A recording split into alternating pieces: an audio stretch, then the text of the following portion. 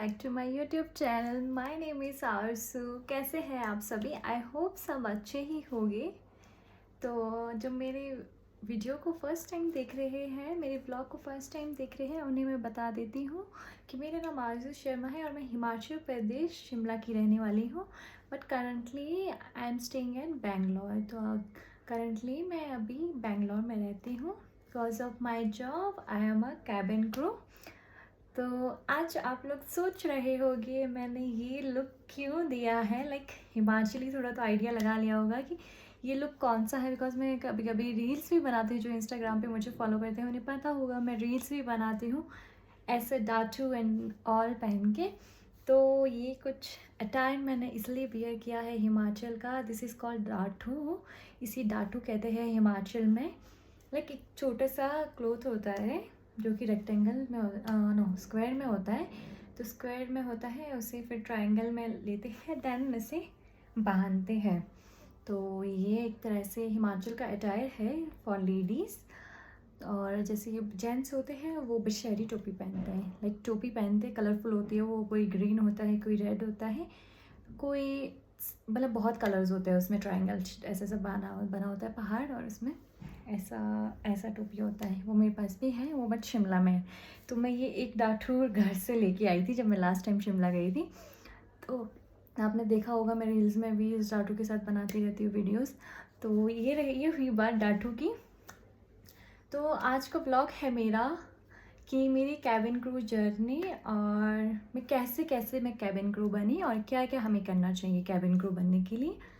तो मैंने सोचा कि मैं हिमाचल से हूँ और मुझे, अगर मैं हिमाचल को रिप्रेजेंट कर रही हूँ, कुछ काम कर रही हूँ, तो तब भी मैं हिमाचल को रिप्रेजेंट कर रही हूँ। क्योंकि कोई भी मुझे पूछता है, फ़्लाइट होती है हमारी, तो हमारी ब्रीफिंग होती है, तो उसमें इंट्रोड्यूस करना होता है हम लोगों को कि ये इंट्रोड्यूस योरसेल्फ। तो सभी अपनी सिटी के बारे में बताते, तो मैं सब तो मैं भी बताती हूँ कि मैं हिमाचल शिमला से हूँ। तो मतलब प्राउड फील होता है कि मैं ये बताते हुए कि मैं हिमाचल शिमला से हूँ। क्योंकि आई डोंट थिंक सो कोई भी गर्ल हिमाचल की जो है, जो मेरी कंपनी में है, इंडिगो में होगी, आए ऑब्वियस सी बात है। बट आकाशा में एक दो लड़कियां ही मिली हैं मुझे अभी तक, जो कि एक धर्मशाला से है और आई थिंक एक और किन्नौर से है। हाँ, किन्नौर से और धर्मशाला से। एक का नाम हन्नू है और जो कि धर्मशाला से है, और दूसरी का नाम है बिंदिका जो कि किन्नौर से है। ये दो लड़कियां ही मुझे अभी तक मिली है। आई डोंट नो कि और भी होगी, बट दो ही लड़कियां हैं, बाकी उत्तराखंड से बहुत लोग हैं। बट हिमाचल के, मुझे लगता है ये चीज़ देख के मुझे लग रहा था कि हम हिमाचली कहीं ना कहीं थोड़ा पीछे रह रहे हैं। तो मुझे लगता है कि मुझे लड़कियों को, बहुत सी लड़कियां इंटरेस्टेड है कि जो कैबिन क्रू बनना चाहती हैं, बट गाइडेंस नहीं मिल पा रहा है उन्हें, थोड़ा मतलब कुछ नहीं मिल पा रहा है जिससे उनको थोड़ा आइडिया लग जाए कि उन्हें इंटरव्यू कैसे देना है, क्या क्या करना है और कैसे कैसे प्रिपेयर करना है। तो आज मैं ट्राई करूँगी, अपना 100% दूँगी इस वीडियो में, ताकि वो आपके लिए हेल्पफुल रहेगा। और आपको कोई भी क्वेरी होगी या एक्स्ट्रा आपको कुछ पूछना है तो आप मुझे डीएम कर लेना या फिर कॉल कर लेना किसी से भी नंबर लेके। मैं आपकी, अगर मैं फ्री हुई तो मैं आपकी ज़रूर हेल्प करूँगी। तो चलो स्टार्ट करते हैं। ये वीडियो मैं इसीलिए बना रही हूँ क्योंकि मतलब मुझे इंस्टा पे भी डीएम आ रहे थे, जो मेरे फ्रेंड्स हैं वो सब मुझे कह रहे थे, क्योंकि लड़कियाँ इंटरेस्टेड भी हैं इन सब चीज़ों के बारे में। तो मुझे, मेरी उनसे बात होती है, वो मुझे कॉल कर लेती है या फिर किसी के थ्रू नंबर मांगती है। तो मैंने मतलब अभी तक मतलब 10-12 लड़कियां हैं जिनका हेल्प कर लिया है। उनको मैं बताती हूँ कि ऐसा करना चाहिए, वैसा करना चाहिए। तो मैंने सोचा कि आप सभी की हेल्प भी की जाए, ताकि आप ये मैसेज अपने तक नहीं, दूसरों को भी ये वीडियो फॉरवर्ड करें, और ताकि ये आगे बढ़े ये वीडियो। मतलब मैं चाहती हूँ कि हमारे हिमाचल की लड़कियाँ भी आगे बढ़ें और देश में अपना नाम रोशन करे। लाइक दैट कि देश में नाम रोशन ही करना है, अपने फैमिली को प्राउड फील करना है, खुद इंडिपेंडेंट बनना है। सबसे बड़ी बात है कि खुद पे डिपेंडेंट रहना, ना कि दूसरों पे। तो इसीलिए मैं ये वीडियो बना रही हूँ। तो मैं सो सॉरी, थोड़ा कैमरा हिल गया। तो मैं वीडियो स्टार्ट कर रही हूँ कि मैं, मेरे बारे में तो आपको पता ही है, मैं शिमला हिमाचल की रहने वाली हूँ।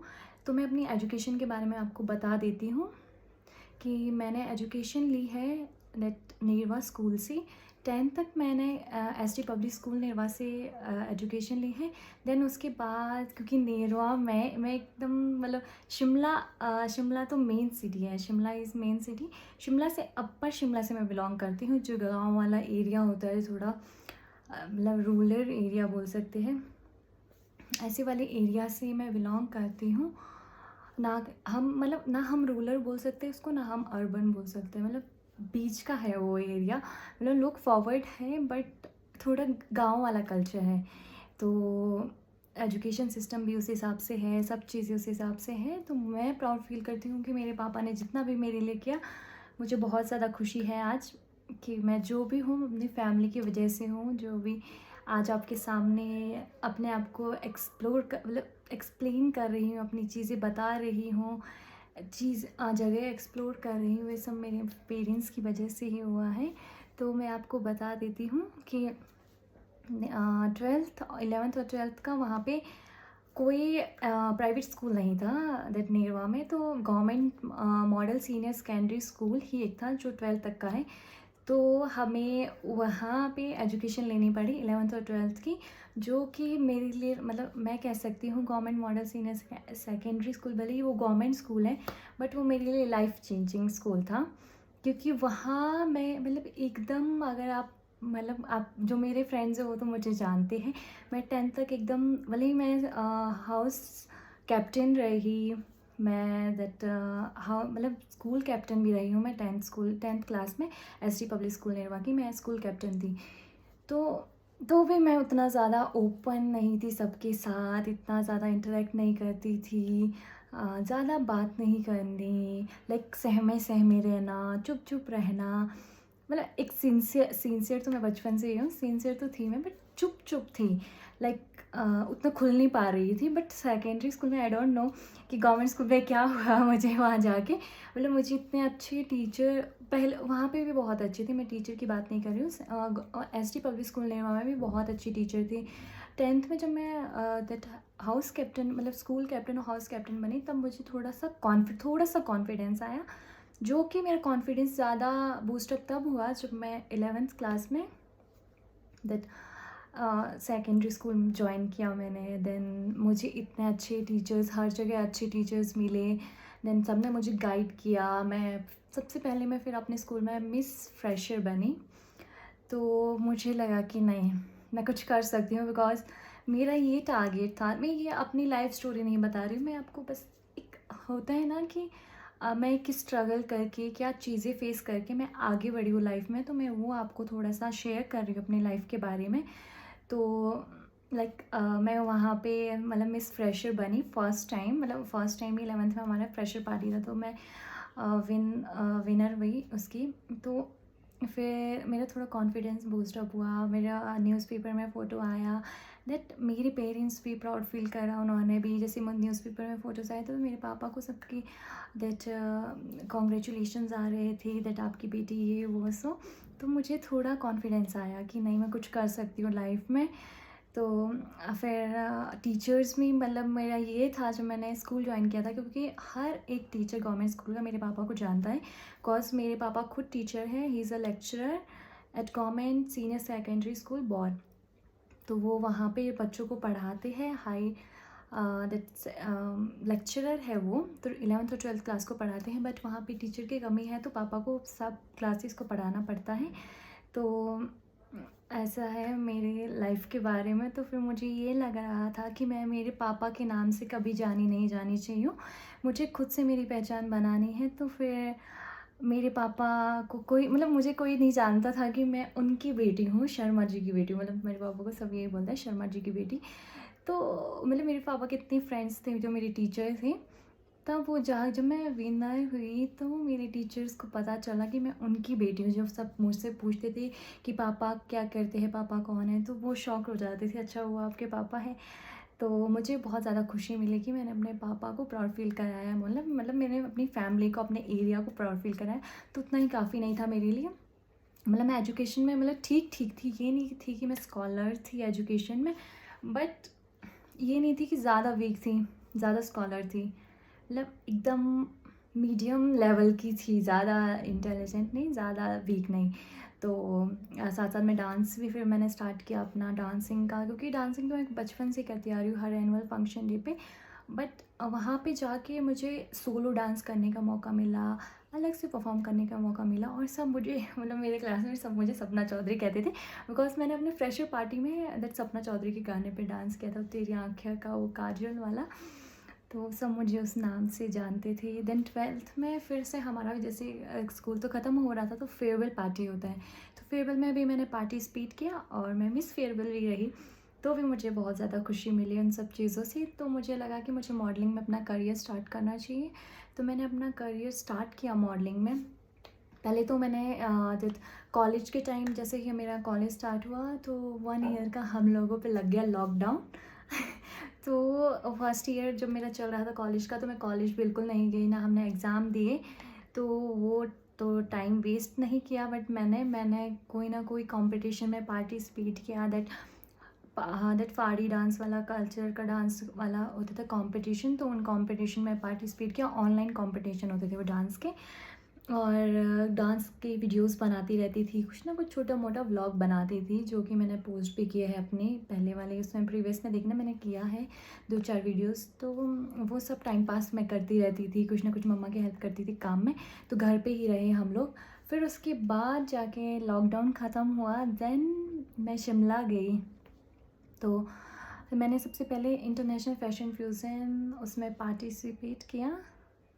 दैट इंटरनेशनल फैशन फ्यूज़न में मेरा कॉन्फिडेंस, मतलब मुझे ना इंग्लिश में बात करने, मुझे इंग्लिश आती है, बट मुझे कॉन्फिडेंस नहीं होता था कि मैं 4 लोगों के सामने इंग्लिश में बात करूँ, because you know that I am from Himachal, मतलब एक गांव से बिलोंग करना, और वहाँ पे ऐसा दैट एक तरह से माहौल कह सकते हैं, वहाँ पे मतलब कोई इंग्लिश में बात करेगा तो सब लोग उस पे हंसते हैं कि ये बड़ा बाहरी आया इंग्लिश में बात कर रहा है, हिंदी आती ही नहीं है क्या तुझे, पहाड़ी आती नहीं है, वो स्कॉलर बन रहा है, समथिंग लाइक दैट ना। तो सब लोग ना ऐसा उसके पीठ पीछे बात करते, तो मतलब वो कॉन्फिडेंस नहीं आता था कि हम भी कभी इंग्लिश में बात करेंगे।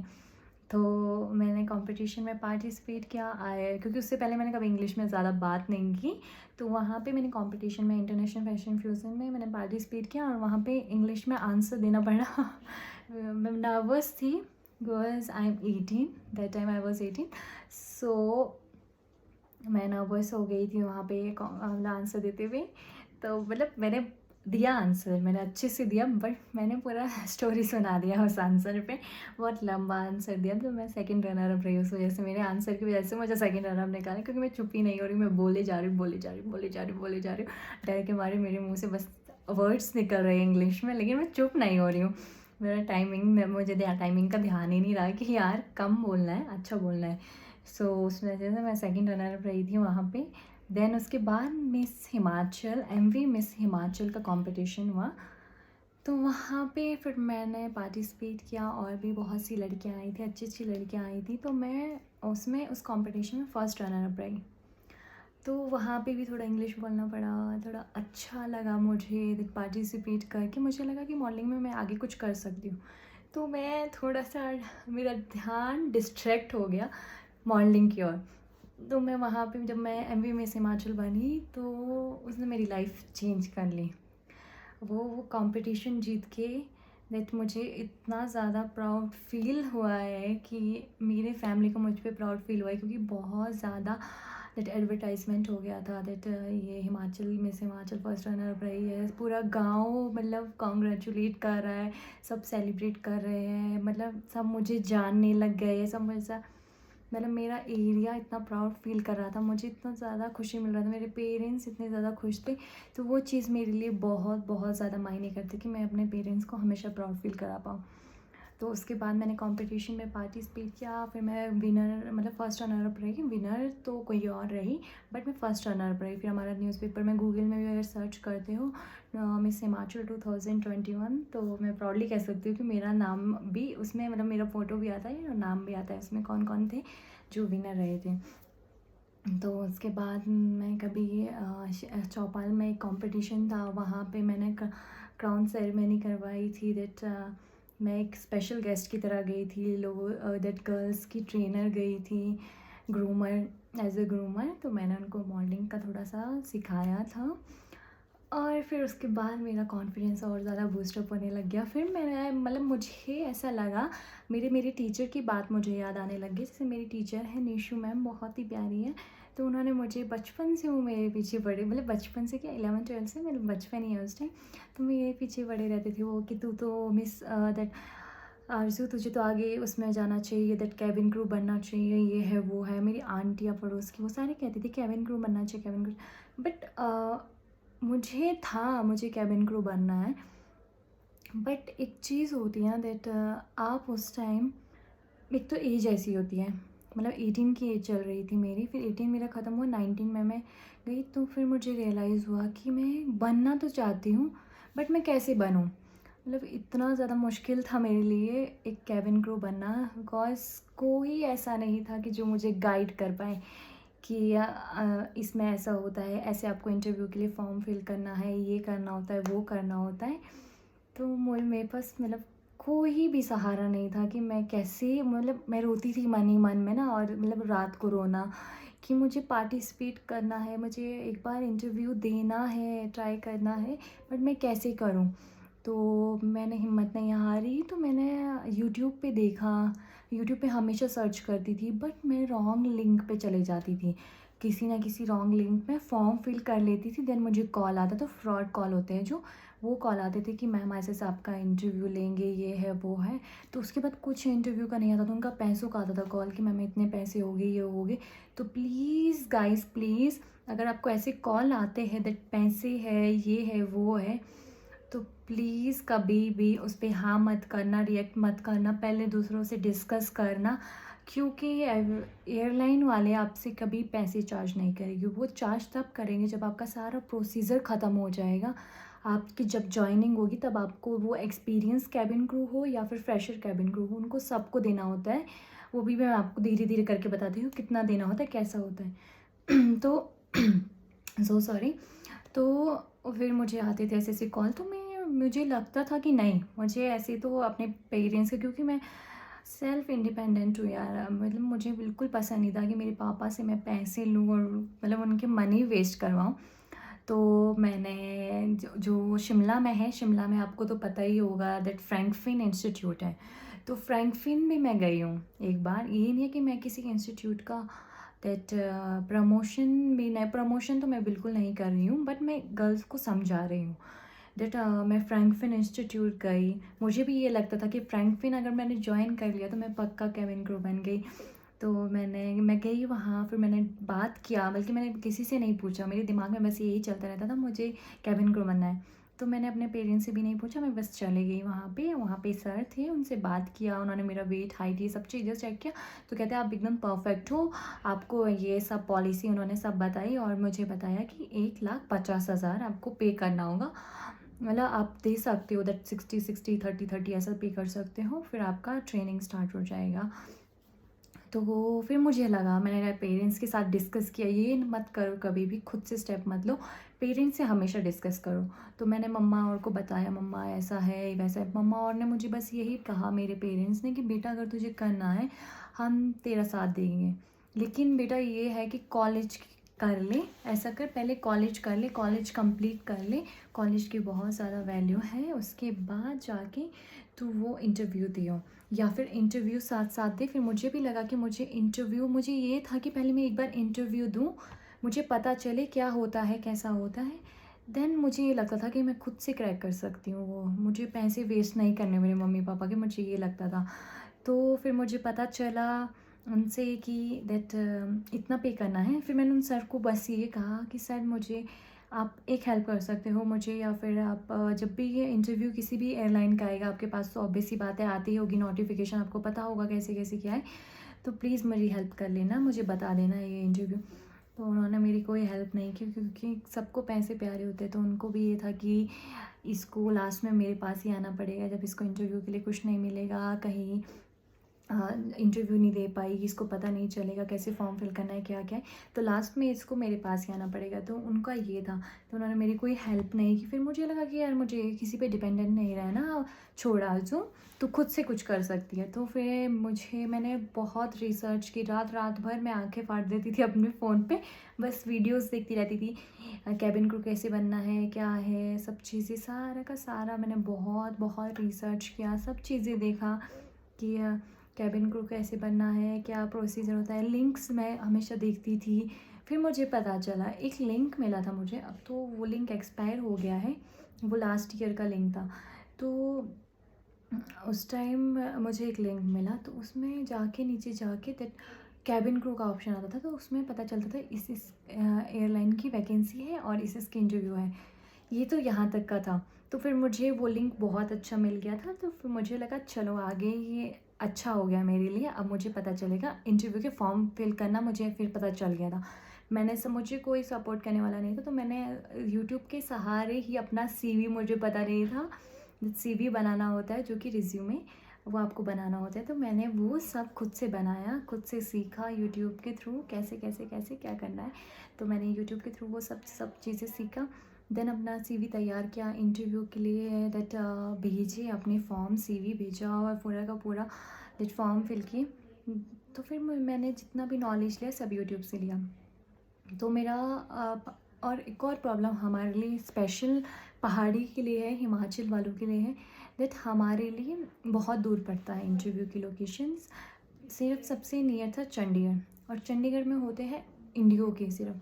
पहले तक जिस टाइम मैं ट्राई कर रही थी उस टाइम सिर्फ इंडिगो हायर कर रहा था, इंडिगो जो कि कंपनी है वो हायर कर रही थी कैबिन क्रू। तो उसका हर मंथ होता था इंटरव्यू, तो कभी तो मैं घर जाती थी। बट जब मैं फ़र्स्ट टाइम इंडिगो इंटरव्यू देने गई, तो मतलब मैंने देखा था कैसे कैसे ग्रूम होना है, तो ज़्यादा तो मुझे नॉलेज नहीं था, बट मैं चले गई थी। जैसे भी मैंने हील्स पहनी थी, दैट स्किन कलर की स्टॉकिंग्स होनी चाहिए, और कोई भी कलर का स्कर्ट होना चाहिए, ऊपर से शर्ट होना चाहिए जो कि हाफ स्लीव है, क्योंकि यहाँ तक वो टैटू देखते हैं, यहाँ से नीचे बाजू का टैटू नहीं होना चाहिए बाजू में। तो इसीलिए मैं पूरा तो ग्रूम कर होके गई थी, बट उस टाइम मास्क होते थे, तो मेरे मास्क बहुत ज़्यादा स्टाइलिश था। उसमें एकदम चेन थी यार, इतनी मोटी चेन लगा के मस्त एकदम, मैं कहा यार थोड़ा टेंशन मारते हैं ऐसा था। ये नहीं था कि एकदम सीन से बन के एकदम, थोड़ा दिखाना होता है कि हम प्रोफेशनल हैं, तो प्रोफेशनल वैसा नहीं, मेरा मॉडलिंग वाला स्टाइल चल रहा था। तो मैं वैसा ये मास्क ये पहन के, और कानों में बड़ा बड़ा ईयरिंग होता है वो, दैट गोलू वाला, मतलब I don't know the name of that earring, but that earring वो गोल वाला होता है, तो वो मैंने लगाई। मेरे को नाम आता था यार, बट मैं I forgot right now the name of that earring. So वो ईयरिंग लगा के मैं चले गई। तो फिर मैं वहाँ गई, फिर मैंने लड़कियों को देखा, देन आई रियलाइज़ कि मैं बहुत ज़्यादा ओवर करके आ गई हूँ यार, मेकअप भी ओवर करके आ गई हूँ। तो फिर मैंने सबसे पहला काम किया, मैं गई वहाँ पे, और मेरे बगल में एक लड़की, मतलब ऐसी लड़की के पास बैठी मैं, जो मतलब मुझे थोड़ी अच्छी लगी और एक्सपीरियंस्ड लगी। तो मैंने उससे बात करना स्टार्ट किया, तो उसने मुझे बताया कि दैट वो कतर एयरलाइन में थी पहले तक कैबिन क्रू। तो उसने मुझे बताया आरज़ू आपको ऐसे ग्रूम होना है, आपको ऐसा करना है। फिर मैं उनसे क्वेश्चंस पूछ रही थी, क्या क्या क्वेश्चंस पूछ रहे हैं ये लोग, कैसा क्या है। तो फिर उसने मुझे बताया कि ऐसे ऐसे क्वेश्चन पूछ रहे हैं, ये क्वेश्चंस होते हैं, आपको हमेशा प्रिपेयर करके रखना, अगर अभी सिलेक्शन नहीं हुआ नेक्स्ट टाइम के लिए प्रिपेयर करके रखना, ये होता है वो होता है। उन्होंने मुझे तो सब एटिकेट से ये सब चीज़ें बताई। तो तो मैं फर्स्ट राउंड के लिए जब मैं गई इंटरव्यू देने, दैट सब लड़कियां जा रही है, जैसे बोल रहे हैं कि 10 गर्ल्स आ जाओ, मतलब सामने इंटरव्यू हो रहा है, हम लोग ऐसे चेयर पे बैठे हैं, और सामने ही मतलब हमारे सामने ही 10 चेयर्स ऐसे लगी है सर्कल में, और एक एचआर उनके सामने बैठा है। तो मैं इतनी नर्वस, इतना डर लग रहा था, फर्स्ट टाइम किसी को फेस करना, और हर चीज़ इंग्लिश में बोलना, तो आई वाज लाइक मुझसे नहीं होगा। फिर मैंने हिम्मत नहीं हारी, दैट आरज़ू यू हैव टू डू। तो मैं गई, मैं वहाँ पे बैठी बड़ी मुश्किल से, मतलब मैं 1 डेढ़ घंटा तो बैठी रही वहाँ पे। फिर जाके मुझे लगा कि आरज़ू चली जा, दे ट्राई कर ले। तो मैं गई और बैठी वहाँ पे, एचआर को हमने सबने सीवी दिया अपना, तो उन्होंने एक-एक करके उसमें नाम पढ़ा, फिर वो एक-एक करके बोल रहे थे। हाँ, फिर उससे कोई क्रॉस क्वेश्चनिंग पूछते हैं, मतलब पूछते हैं कि टेल मी अबाउट योरसेल्फ। तो फिर मैंने बताया अपने बारे में, और फिर मुझे मतलब उन्होंने, मतलब फर्स्ट राउंड में ये होता है, इंडिगो का बता रही हूँ मैं प्रोसीजर, उसमें सीवी पढ़ते हैं आपका, आपने क्या हॉबीज़ लिखी है, क्या क्या चीज़ें लिखी है, वो आपसे उससे क्रॉस क्वेश्चनिंग करेंगे कि हाँ अभी बताओ। तो मैंने हॉबी में लिखा था दैट, बताया भी था आपने, जैसे जब मैं अपने बारे में बता रही थी, इंट्रोड्यूस कर रही थी, तो मैंने लिखा था उसमें कि आई लव डांसिंग। तो उस टाइम नर्वस इतनी थी कि उन्होंने मुझसे पूछा which type of dance you like. So I told him that I like that पहाड़ी डांस, स्पेशली आई लाइक पहाड़ी dance. I can do any dance, but I like especially I like Pahari dance. I am the winner of that Pahari Miss Pahari Queen, something like that. I told him that I am the first runner up, first I am the winner, that कौन सा था यार, पहाड़ी queen something. हाँ, मैं winner थी किसी पहाड़ी डांस कंपटीशन, बट मैं उसका पूरा नेम भूल गई यार। सो सॉरी हाँ, बट मुझे, मैं भूल गई हूँ उसका नाम ना। तो वो मेरे घर में ट्रॉफ़ी भी है इतना बड़ा। तो मैंने उनको बताया that I am the winner of that competition. So उनको सेटिस्फाई नहीं लगा वो आंसर मेरा ना। तो फिर उन्होंने, मतलब 10 लड़कियां थी, हम 10 में से 10 रिजेक्ट कर ली। तो मतलब ऐसा लग रहा था, उन्होंने बताया कि okay, so done for the day, you can leave, we will inform you after some time, after 24 या 30 आवर्स। तो हम उस टाइम पता नहीं होता था कि ये बोला है तो इसका मतलब है कि निकल जाओ, तुम लोग सिलेक्ट नहीं हो। तो मैं बैठी बैठी वेट किया कि चलो हाँ बोल रहे हैं, आ रहे होगे। तो फिर सो सॉरी यार, मेरे पाँव बहुत हिलते हैं, हाथ हिलते हैं, तो वो लग रहा है कैमरे में। तो फिर मैंने वेट किया, फिर मैंने कॉल उसी लड़की को पूछा कि उन्होंने ऐसा ऐसा बोलते कि एचआर ने क्या कहा है। मैं कहा यार ऐसा ऐसा कहा है। तो कहते यार सो सॉरी यार, नेक्स्ट टाइम आना, नहीं हुआ है आपका इसका मतलब, क्योंकि सब लड़कियां, जो बाकी लड़कियां थी देख रही थी मैं, कुछ कुछ लड़कियां जा रही थी, कुछ कुछ सिलेक्ट होके आप अगले वाले राउंड के लिए जा रही थी। तो हमें कुछ नहीं बोल रहा था एचआर, तो उन्होंने कहा leave for the day, we will inform you after some time. तो फिर मैं ऐसे ही परेशान होके, तो फिर मैं चंडीगढ़ गई थी उस टाइम। तो फिर मैं चंडीगढ़ से मतलब शिमला गई वापस। सोचो मैं सुबह, क्योंकि 9 बजे का टाइम होता है दैट इंटरव्यू स्टार्ट होने का, 9 से 12 का। तो मैं मतलब सोचो मैं इतनी जल्दी सुबह उठना, फिर मैं वहाँ से महली जो शिमला से है उनको पता है कि मैं पहले मेरे घर से पैदल चलना होता है दैट 15 to 20 मिनट, उसके बाद बस मिलती है, देन बस वहाँ से बस लेके कभी सीट मिलती है कभी सीट नहीं मिलती है, दैट आईएसबीटी पहुँचो, आईएसबीटी से एक और बस लो जो कि चंडीगढ़ जाती है, फिर चंडीगढ़ बस में जाना चंडीगढ़, देन चंडीगढ़ पहुँच के वहाँ पे ड्रेस जो आप पहने हैं वो चेंज करना, यूनिफॉर्म पहनना, जो दैट इंटरव्यू का यूनिफॉर्म होता है वो अटायर पहनना, मेकअप करना। तो वो सब चीज़ें मतलब मैंने फ़ेस की है, दैट वॉशरूम में रेडी होना, मेकअप करना, देन इंटरव्यू के लिए, मतलब वहीं पे बगल में ही इंटरव्यू होता था तो वहाँ जाना। तो फिर मैंने सेकंड टाइम ट्राई किया, तो भी मैं मतलब सेकंड टाइम मेरा हो गया था, बट मैं थर्ड राउंड से मैं बाहर हो गई थी। तो कभी वो 3 राउंड्स लेते थे, कभी वो 4 लेते थे, कभी 5 लेते हैं। इंडिगो का ही देती थी मैं, क्योंकि उस टाइम इंडिगो ही सबसे नियर में पड़ता है हिमाचल में, और बाकी हायर ही नहीं कर रहे थे, तो दिल्ली बहुत दूर है हमारे लिए, तो इसीलिए मैं इंडिगो का दिया। तो सेकंड राउंड इंडिगो में होता है, मैं बता देती हूँ आपको कि सेकंड राउंड इंडिगो में होता है दैट आपका स्किन चेक करते हैं, दैट ज़्यादा पिंपल्स चलेगी, बट वो दैट हाइड होने चाहिए, ये नहीं कि आप उसको दैट ओपनली लेके, मतलब उसमें कुछ भी नहीं लगाया है आपने, टचअप नहीं किया, कुछ भी नहीं किया और वो दिख रही है, तो इसीलिए उसको कंसील करके आओ। देन उसके बाद होता है वेट चेक, आपका बीएमआई चेक। बीएमआई ऐसे कैलकुलेट करते हैं, मैं आपको बता देती हूँ। बीएमआई होता है वेट और हाइट, जो वेट होता है उसका और हाइट का, दैट आपको वेट अपना पता होना चाहिए, हाइट पता होनी चाहिए, फिर आप दैट फ़ोन पे सर्च करो BMI कैलकुलेटर, तो उसमें अपना हाइट डालो, वेट डालो और इसमें कैलकुलेट करके आ जाएगा। गर्ल्स का होता है 18 to 22 एंड बॉयज़ का होता है 18 to 24 या 25। कंपनी में मैटर करता है कि कंपनी कैसा कैसा लेती है, बट 18 to 22 के बीच में हमेशा होना चाहिए। तो आपका उसके बीच में होना चाहिए। अगर वो रेंज में है तो फिर आपका सब आइज़ चेक करेंगे, वो आपसे पढ़वाएंगे कि ये पढ़ो, तो मतलब आपका आइज़ अच्छा सही होना चाहिए, ख़राब नहीं होना चाहिए। अगर फिर भी थोड़ा सा प्रॉब्लम है आइज़ में, फिर भी वो पास कर लेंगे देन, क्योंकि लेंस लगाना होता है उसके बाद। तो भी ज़्यादा आइज़ में प्रॉब्लम नहीं होना चाहिए कि आप कुछ भी नहीं पढ़ पा रहे हो, तो वो सब हो जाता है। देन थर्ड राउंड में होता है दैट जो एक और मैम होती है जो इंटरव्यू लेती है। पहले तो HR कोई और होता है उनका, फिर एक और मैम होती है, वो अलग से इंटरव्यू लेती है। वो अलग से क्वेश्चंस पूछेगी या फिर आपको GD राउंड करवा देंगी वो थर्ड उसमें, कि आप GD के लिए बैठ जाओ सब लड़कियाँ। तो फिर वो एक टॉपिक देगी, उसमें सबको डिस्कस करना होगा, आप अपने व्यूज़ रखने होंगे उस चीज़ पे। तो वो होता है। देन फोर्थ राउंड होता है दैट आपका इंटरव्यू होता है, दैट उस पर आगे लैपटॉप रखा होता है, उसमें कोई HR होता है। आपको वो कुछ भी क्वेश्चन पूछ सकते हैं वो आपसे। तो वो आपसे क्वेश्चन पूछेंगे, देन आपको आंसर करना है, उनको अच्छा लगना चाहिए और उसी टाइम वो सिलेक्ट करते हैं। अगर उनको अच्छा नहीं लगा होता है तो वो फिर आपको बोल देते हैं कि नेक्स्ट टाइम आइएगा, या फिर हम आपको इन्फॉर्म कर देंगे डन फॉर द डे।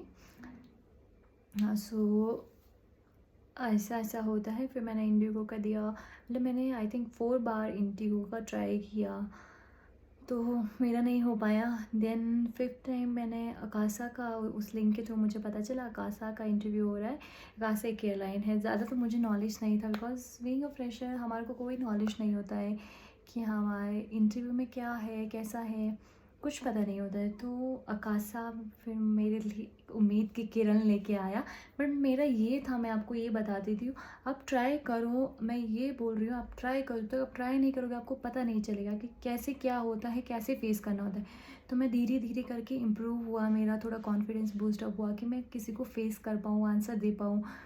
तो वो उससे मैं हारी नहीं, उससे मेरा मतलब कॉन्फिडेंस लूज़ नहीं हुआ, उससे मेरा बूस्टअप हुआ कि मैं चलो इस बार नहीं, नेक्स्ट टाइम शायद हो जाए, इस बार नहीं तो नेक्स्ट टाइम हो जाए, नेक्स्ट टाइम हो जाए।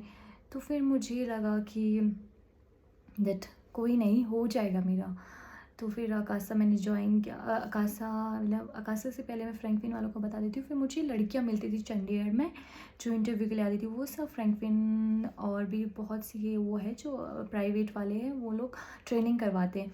तो वो मुझे बताती थी, उन लड़कियों ने, मैंने कभी एक्सपीरियंस नहीं लिया है बट उन लड़कियों ने मुझे बताया कि मैं भी वो कह मतलब उनसे डिस्कस करती थी यार मुझे फ्रैंकफिन ज्वाइन करना चाहिए, क्योंकि मुझे लग नहीं रहा है मेरे से इंटरव्यू नहीं क्लियर हो रहा है, तो मुझे लगता है कि मेरा फ्रैंकफिन ज्वाइन करके हो जाएगा। कहते पागल हो गई है, हमारे हालत देखो, बिल्कुल भी बहन ज्वाइन मत करना। पैसे अगर प्यारे हैं तो पैसे वेस्ट मत करो, खुद से अगर हो जाएगा तुम्हारा तो मुझे हमें लगता है मत तुम लोग पैसे वेस्ट करो, क्योंकि हम लोग पछता रहे। वो लोग प्लेसमेंट नहीं देते, पहले वादे करेंगे प्लेसमेंट देंगे, बाद में वो आपको ये भी नहीं बताएगी कि इंटरव्यू इतनी डेट को है और वहाँ जाना है इंटरव्यू के लिए, ये करना है वो। मतलब मुझे जो लड़कियों ने बताया है मैं वही आपके साथ शेयर कर रही हूँ, क्योंकि मैंने खुद से ये एक्सपीरियंस नहीं किया है, मैंने खुद से कोई फ्रैंकफिन नहीं, कोई इंस्टीट्यूट ज्वाइन नहीं किए थे, तो लड़कियों ने मुझे बताया था। तो फिर उन्होंने बताया कि अगर करना है तो खुद पे वर्क करो और आगे बढ़ो। तो फिर मुझे रियलाइज़ हुआ कि हाँ यार, मतलब इसीलिए मैं, जो भी लड़कियां मुझसे पूछती है कि फ्रैंकफिन ज़रूर मतलब इंस्टीट्यूट से आपने किया है या फिर फ्रैंकफिन करना चाहिए हमारे फ्रैंकफिन से, मैं यही कहती हूँ कि बहन प्लीज़ मत करो, क्योंकि वो आपको प्राइवेट सो सॉरी, जो प्राइवेट दैट होटल्स होते हैं वहाँ पे वो आपको दैट वो जॉब दे देंगे। आपको तो पता ही है होटल्स की जॉब क्या होगी, वो उस हिसाब से आपको जॉब देंगे, वहाँ पे प्लेसमेंट देंगे आपको, बिल्कुल भी वो कैबिन क्रू का। वो आप में ऐसा होता है कि ट्रेनिंग आप वहाँ से करते हो, उसके बाद भी आपको इंटरव्यू, जैसे हम लोग दे रहे हैं इंटरव्यू, वैसे ही आप लोग भी इंटरव्यू के लिए आते हो। फिर आप वहाँ पे इंटरव्यू में बताते हो कि मैं ये ऐसे कर रही हूँ। फ्रैंकफिन का कोई प्लस पॉइंट नहीं है, और मैक्सिमम एयरलाइन चिढ़ जाती है कि आपने ट्रेनिंग ली है किसी एयरलाइन का इंटरव्यू क्लियर करने के लिए, आपने ट्रेनिंग, मतलब मैंने जो सुना है, और फ्रैंकफिन वाली लड़कियां मुझे बताती थी कि ये लोग चिढ़ जाते हैं, इसलिए हमने अपने CV में भी मेंशन नहीं किया है कि हमने फ्रैंकफिन से दैट मतलब इसके लिए तैयारी की है, फ्रैंकफिन से सब कोर्स किया हुआ है। तो इसीलिए मैं कह रही हूँ कि फ्रैंकफिन से मतलब ज़्यादा ज़रूरी नहीं है कि आप फ्रैंकफिन से ही करो। अपने पे वर्क करो और आपका डेफिनेटली हो जाएगा। इसमें कोई ऐसी साइंस नहीं लग रही है कि आपको ये करना है, आपको वो करना है, आपका इजीली हो जाएगा गाइस। और अकाशा का मैं आपको सेकंड पार्ट में बताती हूँ, क्योंकि बहुत बड़ी वीडियो बन रही है। मतलब मैं इसी रेस में, इसी सब चीज़ों में, बट मैं सेकंड पार्ट में आपको बताऊँगी, अपलोड करूँगी, मतलब उसी के दिन ही अपलोड करूँगी, बट पार्ट वाइज में करूँगी यार, क्योंकि नहीं हो पा रहा है, एक वीडियो इतना बड़ा जा रहा है तो नहीं होता मन किसी का देखने का। तो इसीलिए मैं अब इसको एंड कर रही हूँ। जिसको मेरा ये वीडियो थोड़ा अच्छा लगा होगा, मेरी लाइफ के बारे में अच्छा लगा, please do like, comment, share and subscribe my YouTube channel. मैं सेकेंड पार्ट अब इसके बाद बनाती हूँ। Bye bye guys.